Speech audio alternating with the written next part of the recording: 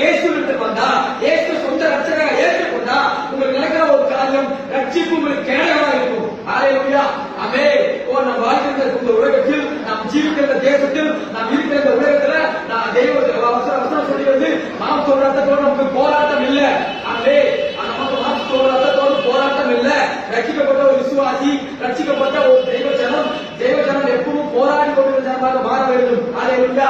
ஏன்னா மாம்ச ரத்தத்தோடு நமக்கு போராட்டம் இல்ல, ஆனா நமக்கு போராட்டம் இருக்கு. எதுக்குள்ள அதிகாரங்கள், துறைத்தனங்கள், வானமன்ற பொருளாதாரர்களின் சேனைகள், அதிகார போராட்டங்கள், இப்படிப்பட்ட எல்லா நம்மளோட நமக்கு போராட்டம் இருக்கு. ஆமென். எத்தனை பேர் ஏற்றுக்கொள்கிறீங்க? ஹalleluya.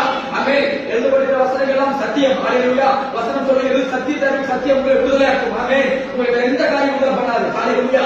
ஆமென். காரியம் கொடுத்து சபைக்கு வந்துட்டு கரெக்டா நேரத்துக்கு வந்துட்டு ஞானஸ்தானம் வந்துட்டு அவளே விடுதலை கிடையவே கிடையாது. ரெண்டு காரியம் தான், சத்தியம் உங்களை விடுதலையாக்கும். ஆமென். ஆமென். கர்த்தர்